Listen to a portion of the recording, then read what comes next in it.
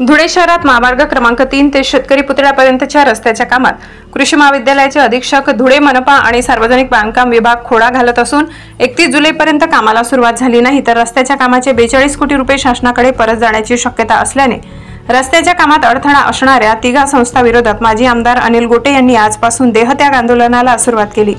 लोकसंग्राम पक्षाच्या कार्यालयापासून मोर्चा काढत आपल्या कार्यकर्त्यांसह माजी आमदार अनिल गोटे यांनी अधीक्षक अभियंता, सार्वजनिक बांधकाम विभाग यांच्या कार्यालयाला धडक देत हे आंदोलन सुरू केले। जोपर्यंत सार्वजनिक बांधकाम विभाग, महानगरपालिका, कृषी महाविद्यालय विभाग या तिन्ही संस्था रस्त्याच्या कामाबाबत सकारात्मक निर्णय घेत नाही तोपर्यंत देहत्याग आंदोलन करण्याचा निर्णय माजी आमदार गोटे यांनी घेतलाय। धुळे जिल्हा प्रतिनिधी महेश्वरी शिश्रोदे। आपल्या शहरामध्ये छत्रपती शिवाजी महाराजांचा पुतळा नव्हता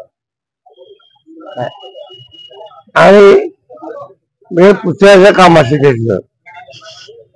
आधी ज्यांनी पैसे गोळा केले त्यांनी साधी जागेची पण मागणी केली नव्हती काय, आणि तुम्ही बघितलं ते सुंदर स्मारक उभं झालं। संतोषी माता मंदिराला अतिक्रमण आपल्या रंगाळ्याचं जे गोल सर्कल आहे तिथपर्यंत होतं, ते आम्ही एका सगळ्या रस्त्यात काढून टाकलं आणि रस्त्यातून रस्ता केला। चांगलं झालं का वाईट झालं स्वतः मनाला विचारतो। त्याला विरोध गुरु स्मारक, त्याला विरोध आज आम्ही नदी किनाऱ्याचे रस्ते केले काय, त्याला विरोध आणि नदी किनाऱ्याच्या रस्त्यासाठी काय, तर अतिशय सामान्य माणसं सुप्रीम कोर्टात गेली। 10,000 लाख रुपये रोज घेणारा वकिलांना लावलं।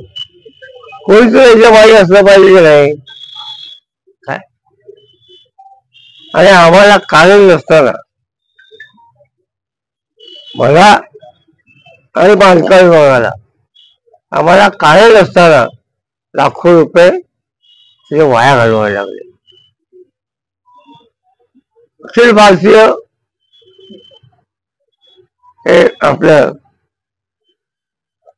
काय म्हणतात नाही लवादारी त्यांच्या विरुद्ध निकाल दिला। पुन्हा जे सुप्रीम कोर्टात गेले, सुप्रीम कोर्टाने एका मिनिटामध्ये फेटाळून लावलं। आता हे जे 2 रस्ते आम्ही करतोय त्याला महाराष्ट्र सरकारचा 1 रुपया नाही,